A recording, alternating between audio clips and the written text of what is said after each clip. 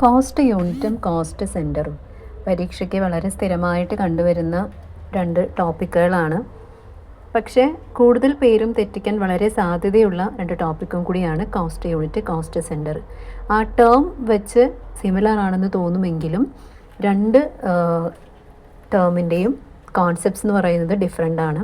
Cost unit എന്ന് പറയുന്നത് ഒരു സിംഗിൾ പ്രോഡക്റ്റോ ഒരു സർവീസോ അല്ലെങ്കിൽ ഒരു സ്പെസിഫിക് ആക്ടിവിറ്റിയോ അതിൻ്റെ കോസ്റ്റ് മെഷർ ചെയ്യാൻ വേണ്ടി, അതിനെ ക്വാണ്ടിഫൈ ചെയ്യാൻ വേണ്ടി ഉപയോഗിക്കുന്ന ഒരു ബേസിസ് ആണ്, അല്ലെങ്കിൽ കോസ്റ്റ് മെഷർ ചെയ്യാൻ വേണ്ടി ഉപയോഗിക്കുന്ന ഒരു മാനദണ്ഡമാണ്.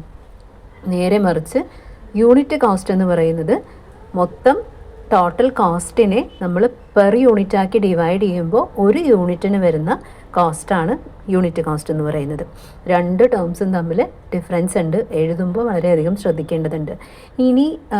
ഇനിയും മനസ്സിലാവാത്ത വ്യക്തികൾക്ക് ഒരു എക്സാമ്പിൾ പറയുന്ന സമയത്ത് നമുക്ക് കുറച്ചുകൂടി ബെറ്റർ ആയിട്ട് മനസ്സിലാവും എന്നുള്ളതാണ്. അതായത് ഒരു കമ്പനി 100 ചെയർ പ്രൊഡ്യൂസ് ചെയ്യുന്നുണ്ട് എങ്കിൽ അതിൻ്റെ ടോട്ടൽ കോസ്റ്റ് എന്ന് പറയുന്നത് 10,000 രൂപയാണെന്ന് വയ്ക്കാം. 10,000 രൂപയാണ് മൊത്തം ടോട്ടൽ കോസ്റ്റ് വരുന്നത്. 100 ചെയറാണ് അവർക്ക് പ്രൊഡ്യൂസ് ചെയ്യാനുള്ളത് എങ്കിൽ ഒരു യൂണിറ്റ് അല്ലെങ്കിൽ ഒരു ചെയർ പ്രൊഡ്യൂസ് ചെയ്യാനായിട്ട് വരുന്ന ചിലവ് എന്തായിരിക്കും എന്ന് ചോദിച്ചു കഴിഞ്ഞാൽ നമുക്ക് വളരെ ഈസി ആയിട്ട് കണ്ടുപിടിക്കാൻ പറ്റും. അതായത് total cost divided by number of units. Total cost എന്ന് പറയുന്നത് 10,000 ആണെന്ന് തന്നിട്ടുണ്ട്, നമ്പർ ഓഫ് യൂണിറ്റ്സ് എന്ന് പറയുന്നത് 100 ആണെന്നും തന്നിട്ടുണ്ട്. അപ്പോൾ 10,000 രൂപ ഡിവൈഡഡ് ബൈ 100 ചെയേഴ്സ് ഡിവൈഡ് ചെയ്ത് കഴിഞ്ഞാൽ ഒരു യൂണിറ്റ്, അതായത് ഒരു ചെയർ പ്രൊഡ്യൂസ് ചെയ്യാനായിട്ട് വരുന്ന ചിലവെന്ന് പറയുന്നത് 100 രൂപയാണ് എന്ന് വളരെ എളുപ്പത്തിൽ നമുക്ക് കണ്ടുപിടിക്കാനായിട്ട് പറ്റും.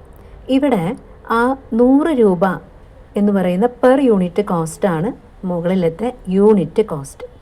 അതായത് ഒരു ചെയർ പ്രൊഡ്യൂസ് ചെയ്യാനായിട്ട് വന്ന ചിലവ് ആണ് യൂണിറ്റ് കോസ്റ്റ്. ഇനി കോസ്റ്റ് യൂണിറ്റ് എന്താണെന്ന് ചോദിച്ചു കഴിഞ്ഞാൽ ഇവിടെ ആ ഒരു ചെയർ എന്ന് പറയുന്നതാണ് ബേസിസ് ഓഫ് കാൽക്കുലേറ്റിംഗ് കോസ്റ്റ്. ആ ഒരു ചെയറാണ് കോസ്റ്റ് യൂണിറ്റ്. ഇപ്പോൾ വളരെ കൃത്യമായിട്ട് മനസ്സിലായിട്ടുണ്ടായിരിക്കും എല്ലാവർക്കും. അതായത് നമുക്ക് ചിലവ് കാൽക്കുലേറ്റ് ചെയ്യാനായിട്ട് ഉപയോഗിക്കുന്ന ഒരു മാനദണ്ഡമാണ് കോസ്റ്റ് യൂണിറ്റ്. യൂണിറ്റ് കോസ്റ്റ് എന്ന് പറയുന്നത് മൊത്തം കോസ്റ്റിൽ ഒരു പ്രോഡക്റ്റ് പ്രൊഡ്യൂസ് ചെയ്യാനായിട്ട് വരുന്ന പെർ യൂണിറ്റ് കോസ്റ്റാണ് രണ്ടാമത്തേത്.